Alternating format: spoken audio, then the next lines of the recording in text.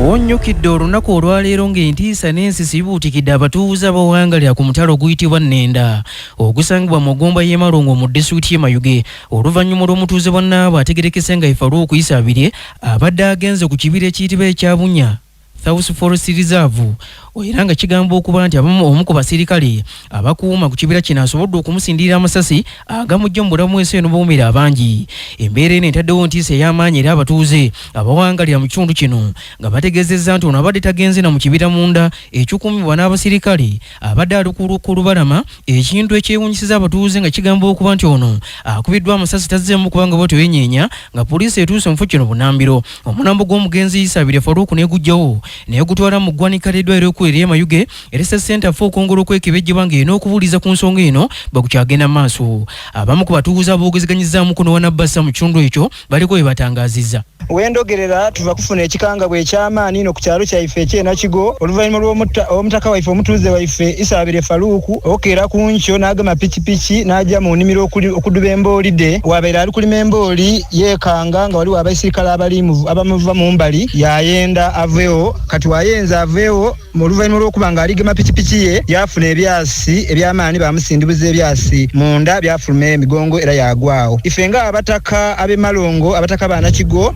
tuli baniivu ku lw'ensonga ya NFA obulumbaganyi bw'erijjanga ng'etukolamu tulina ewaife etukolera ayi badivanga ewaibwe baidde batulumba ewaife. N'olwekyo tusaba gavumenti ebeekuuku n'okusalawo ebe n'okwawula era abaami aba NFA babe bakome okuba nga tebaida kutukola mu bulumbaganyi.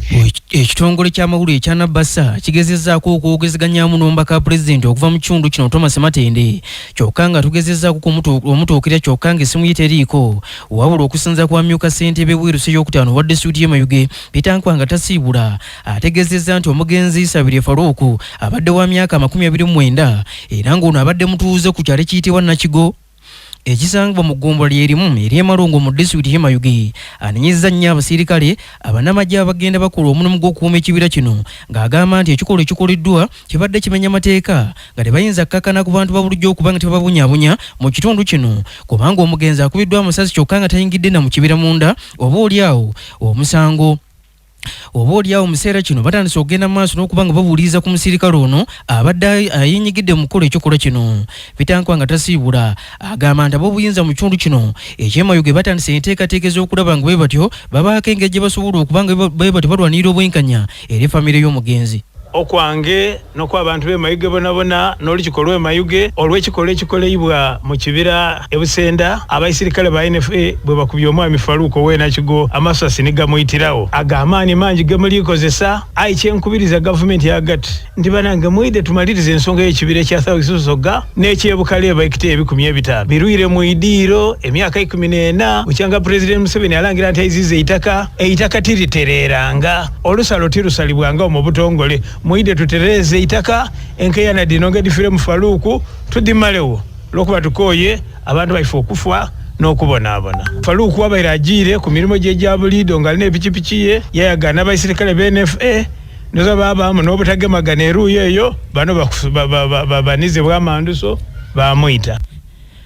Wonyukidde olunaku olwaleero nga poliisi okuva mu kitundu kino ekya Kiyira region etandise enteekateeka ez'okubuuliriza ku ky'ekituufu kinnyini ekyaviiriddeko omusajja ow'emyaka 60 ategerekese nga Iswaibo Katongole okuva mu bulamu bw'ensi eno buumira abangi mu kiro ekikesezza olunaku olwaleero ku ssanga 8 ez'amatumbi budde. Tukitegeddeko nti ono asangiddwa nga bw'ati engoye zaalimu zijjudde omusaayi ku luguudo olumanyiddwa nga Lubogo olusangibwa wano mu masekkati g'ekibuga eky'Ejjinja. Okusinziira ku mwogezi wa poliisi okuva mu kitundu kino omwami James Mubi ategeezezza nti mu mbeera eno balina abantu babiri bye bagombyemu obwalo okusobola okuyambako mu nteekateeka ez'okubuuliza obulungi ekituufu kyennyini ekibaddewo ng'era poliisi etegeezezza nti ababiri bano abakwatiddwa oboolyawo bandibanga balina kye bamanyi ku nfa y'omugenzi. Eseza leero Desemba 11 ku ssaawa nga 8 ku 9 ez'ekiro yalumbiddwa